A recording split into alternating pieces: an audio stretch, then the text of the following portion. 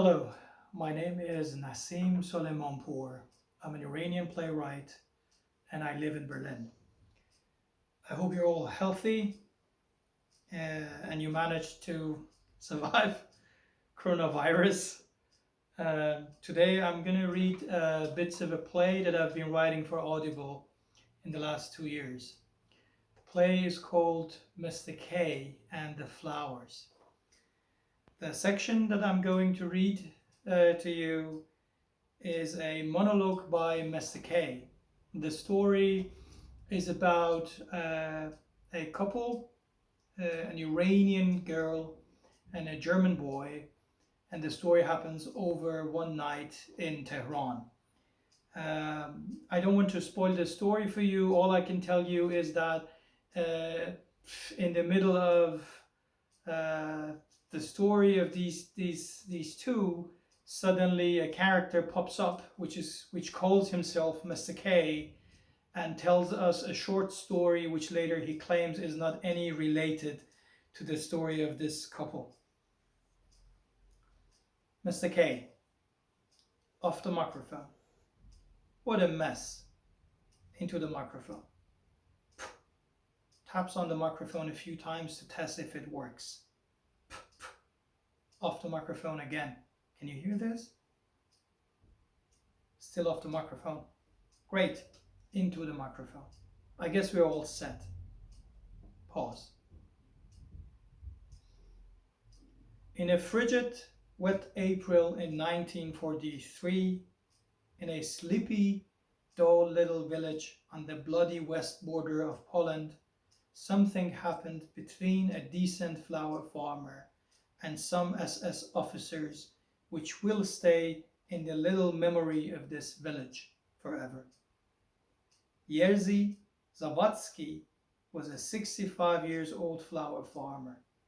He owned a few acres of cut-flowered lands and lived with his only daughter Bianca, who was at the time 23 and was not married. His wife died in his 40s, and since then he'd never dated anyone. He had a soft voice with a shy smile, which combined with his square jaw and bluish green eyes made him fairly attractive even at his age, at least around a small village in the border of Poland and Germany in the middle of World War II.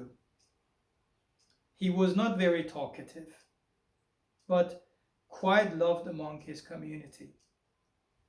At nights, he would shoot pool with friends at the local bar or empty a few bottles of beer next to the fire which he often lit behind his barn. That night, though, the night of 21st of April 1943, he did neither of those things. Bianca has not been well, and Jerzy was in the kitchen making some soup for her when he heard the dogs barking for the first time. It was a few minutes past the midnight. He looked at the window, and that's when he saw two German officers are approaching his farm. "Dad," said Bianca, crawling out of her upstairs bedroom in her pale pink robe and grey sleepers to check in on her dad. "Did you hear that? Someone is in the yard," she added worriedly as she walked slowly down the stairs in her slippers. "That's fine, baby. Go back to your bed." He put on his raincoat, grabbed the oil light, and opened and closed the house door quickly while Bianca was standing still with wide open eyes. There were two German officers and two dogs. As Jerzy approached the officers, one of them pointed a flashlight at him and shouted something in Polish. I'm not going to read it to you, which means "Stop, let me see your hands." The other one ran to search him. Before nodding, he can move forward towards them. The dogs were anxiously moaning and sniffing around. They would stop every few seconds and look at the two officers before moving again. It took only a few minutes before other officers arrived. Another dozen and two more dogs. They were trying to hunt down a fugitive who escaped a few hours ago, a Jew called Philip, whom according to them was 6.6 feet strong, 40-year-old black-haired man. The cadaver dogs followed him there, but apparently got lost around the farm due to the strong smell of the flowers. No wonder that the dogs were going mad, barking and howling, just like their owners who were shouting at each other in German. Two officers tried to give it another shot and took the dogs into the farm and came back in less than half an hour, empty-handed, admitting that the dogs are totally lost, but they were pretty sure the escapee could not go so far. They surrounded the whole farm, searched the whole house, and when could not find anything, waited for Sturmbannführer, which is the unit leader among the SS officers. The leader showed up at around 3 in the morning. The officers who were guarding Jerzy house gave him a big Nazi salute before opening the door and did not move even 1 inch until the leader nodded to close the door. Not very tall, not very young or old or fat or anything, not like any other officers Jerzy has seen in his whole life. No uniform to begin with.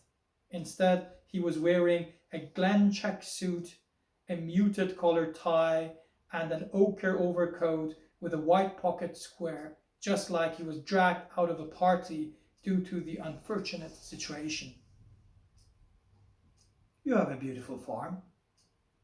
He was calm, spoke fluent Polish, and kept his smile while talking to them. He even shook Jerzy's hand and apologized to Bianca for waking her up since she was still in her robe, standing in the middle of the kitchen. "You look like your mum." Having a look at the photos on the wall. "I do. Her mom passed away a few years ago," Jerzy added, thinking it might look suspicious that his wife is not around. "I'm sorry. Also, for the inconvenience." He looked at Bianca, though he mainly kept his eyes on the floor as he spoke. He then turned to Jerzy before leaving the house. "Mr. Zawadzki, I'm going to ask one of my officers to stand at your door for the night. The rest of them will stay around the farm. Don't worry, if German dogs cannot find them, German soldiers will." Thank you very much.